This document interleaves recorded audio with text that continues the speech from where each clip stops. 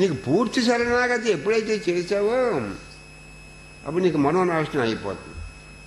అంటే పూర్తి శరణాగతిలో నీ ఇష్టమే నెరవేరుగాక నా ఇష్టమే, నీ ఇష్టమే నెరవేరుగాక నా ఇష్టం, నా ఇష్టం కాదు నిలబడాల్సింది, నీ ఇష్టమే నెరవేరుగాక అంటాడు భక్తుడు. ఆ భక్తుడు ఎక్కడికి వెళ్ళాలంటే శరణాగతి దగ్గరికి వెళ్ళాలి. భక్తుడు ఎక్కడికి వెళ్ళాలి? నీ సంకల్పం, నా సంకల్పం కాదు నెరవేరాల్సింది, నీ సంకల్పమే ఒకవేళ నోటితో అలా అనుకున్నా నా పోయిన సంకల్పం నెరవేరు.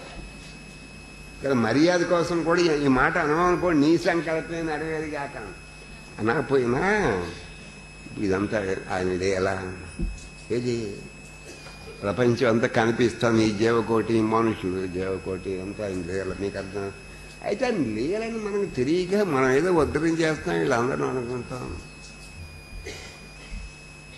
ఇప్పుడు మీ ఇంట్లో వాళ్ళందరూ మీరు ఉద్ధరించేస్తాం అనుకుంటున్నారా?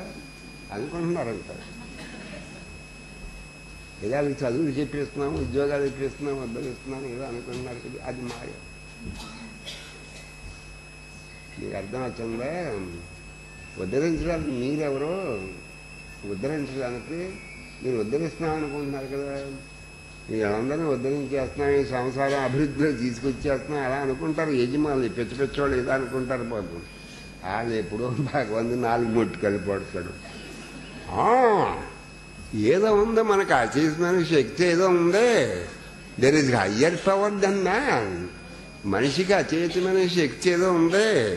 మనం అనుకున్న పనులు ఈ మధ్యన జరగటాలేదేంటి అని మొదలెడతాడు. అప్పుడు మొదలెడతాడు వీడికి. వీడు అనుకున్న పనులు అయిపోతుంది అనుకోండి, వాడికి అహంకారం వచ్చేస్తుంది. వీడు అనుకున్న పనులు అవటం అప్పుడు మనసు ఇంట్రావర్ట్ అవుతుంది. ఎక్కడికి వెళ్తుంది? లోపలికి వెళ్తున్నాం.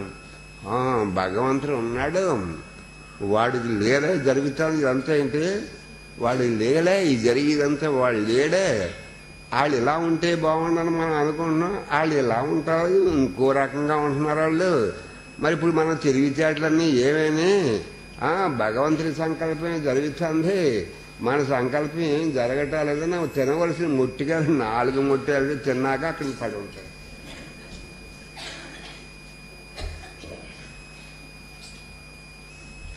అంటే ఇక్కడ రహస్యం ఏంటంటే, మీరు మనం ఒకటి అనుకుంటాం అనుకోండి భగవంతుడి సంకల్పం, ఇదంతా భగవంతుడి లీల. ఏదే ఆచార్యుల వారు దీన్ని మాయ అన్నారు.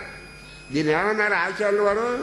ఆచార్య వారు కదా రామకృష్ణ ఆచార్యుల వారు, శంకరాచార్య వారు మాయ అన్నారు. దీన్ని మాయ అన్నారు. రామకృష్ణ పరమహంస లీల అన్నాడు. ఏది ఈ జీవకోటి అన్నీ ఏంటి? లీల అన్నాడు. అంటే పుట్టడాలు చావటాలు అన్నీ లీలకి. శంకరాచార్య భగవాన్ మొత్తం కదా పుట్టలు ఆవిడ పుట్టాలి అన్నాడు.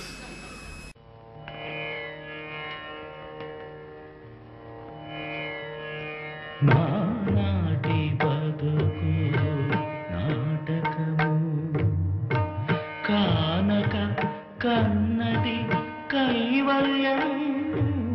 నాటి బతుకు నాటకము